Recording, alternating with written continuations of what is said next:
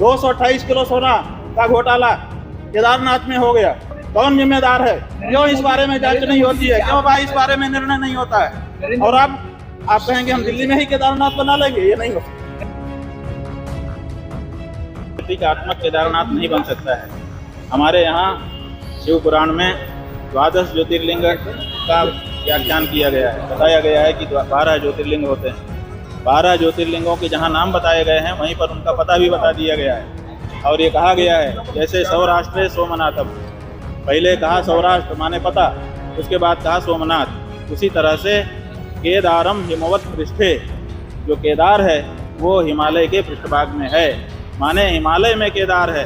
तो आप दिल्ली में कहाँ से ला के रख दोगे केदार को? तो ठाकरे जी के साथ विश्वासघात हुआ है। अब इसी में आप समझ लीजिए, ये बीजेपी ने किया है। पूरे महाराष्ट्र की जनता इस बात से पीड़ित है। सबके मन में इस बात का दर्द है। चुनाव में इस बात का पता भी चल चुका है।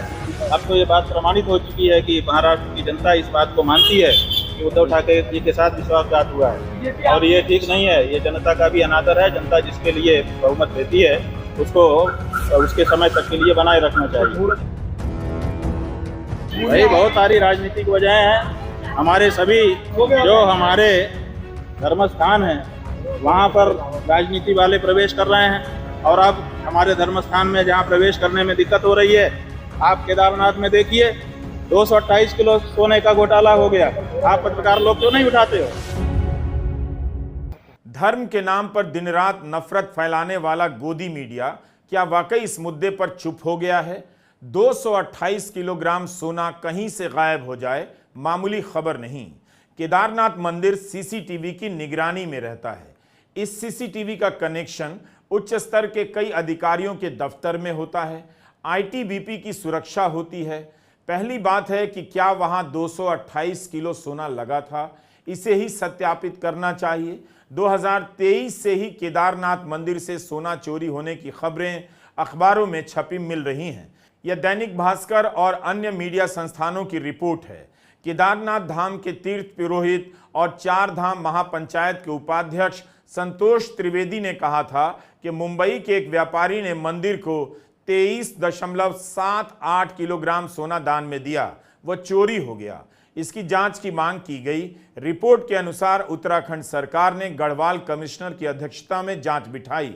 राज्य के पर्यटन, धर्मस्व एवं संस्कृति मंत्री सतपाल महाराज ने बयान दिया, कमेटी में विशेषज्ञों के साथ स्वर्णकार भी होंगे। जो भी दोषी होगा उसके खिलाफ कार्रवाई की जाएगी।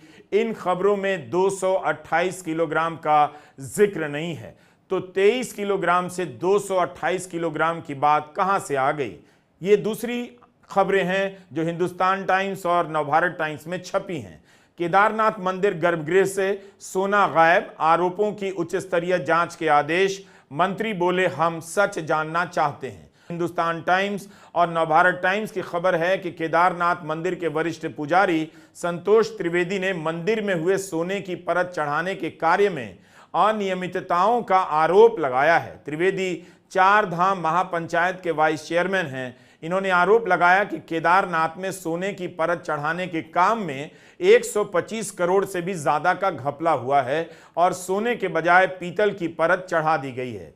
उन्होंने यह भी कहा कि मंदिर के प्रबंधन से जुड़े कई व्यक्ति इस सोने की परत चढ़ाने के प्रस्ताव से सहमत नहीं थे, क्योंकि यह परंपरा सम्मत नहीं है। बद्रीनाथ केदारनाथ मंदिर समिति ने तब जवाब में इन आरोपों को खारिज करते हुए कहा था कि तुच्छ राजनीतिक लाभ के लिए लोग अफवाह उड़ा रहे हैं और वे केदारनाथ धाम की छवि बिगाड़ना चाहते हैं। समिति ने यह भी कहा कि सोने की परत चढ़ाने का काम आर्कियोलॉजिकल सर्वे ऑफ इंडिया की निगरानी में किया गया था। किसी भी मंदिर में सोने की परत चढ़ाने की एक तय प्रक्रिया होती है। तांबे पर ही सोने की परत चढ़ाई जाती है। यह सोना अगर किसी दानकर्ता ने चढ़ाया है तो उसके पास हिसाब होगा कि कितना सोना चढ़ाया है, 23 किलो या 228 किलो। लेकिन संतोष त्रिवेदी की एक बात और है जो गौर की जानी चाहिए। उन्होंने पिछले साल के बयान में कहा कि कोई भी सहमत नहीं था कि मंदिर में सोने की परत चढ़ाई जाए। तब यह दानकर्ता कौन है जिसके लिए गर्भगृह में सोने की परत चढ़ाने की अनुमति दी गई, जबकि ऐसी कोई परंपरा नहीं है? तब के समाचार पत्रों में मंदिर समिति का बयान छपा है कि गर्भगृह को स्वर्ण मंडित करने का कार्य दानदाता ने अपने स्तर पर किया। यह इतना वीआईपी है, इतना महत्वपूर्ण मंदिर है केदारनाथ धाम, वहां पर किसी को निजी तौर पर यह काम करने की अनुमति कैसे दी जा सकती है? आर्कियोलॉजिकल सर्वे ऑफ इंडिया को भी उसके मदद में लगाया जा सकता है। मंदिर समिति की भूमिका या सीधी निगरानी के बगैर क्या ऐसा करना सही था? जब परंपरा नहीं थी तब उसे तोड़ने की क्या जरूरत थी? क्या किसी के पास सोना दान करने की क्षमता है? उसका इतना प्रभाव हो सकता है कि वह केदारनाथ धाम मंदिर में उस बात के लिए अनुमति हासिल कर ले जो आज तक किसी को नहीं दी गई। इस बोर्ड पर लिखा है, श्री केदारनाथ धाम दिल्ली ट्रस्ट मुख्य अतिथियों का स्वागत करता है। इस पर उत्तराखंड के मुख्यमंत्री पुष्कर सिंह धामी की तस्वीर है और बीजेपी के अन्य नेताओं की, सांसद मनोज तिवारी की भी।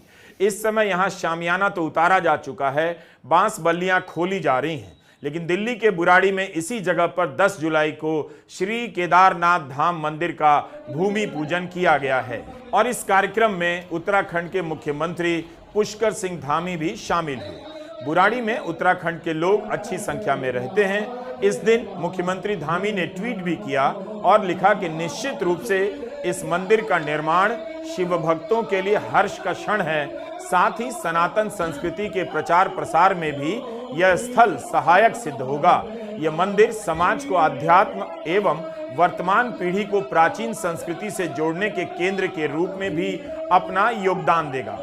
आदरणीय प्रधानमंत्री श्री नरेंद्र मोदी जी के नेतृत्व में वैश्विक पटल पर सनातन संस्कृति की पताका फहरा रही है। हमारी डबल इंजन सरकार भी संस्कृति के पुनरुत्थान के लिए लगातार कार्य कर रही है। इस अवसर पर केंद्रीय राज्य मंत्री श्री अजय टम्टा बीजेपी जी भी उपस्थित रहे।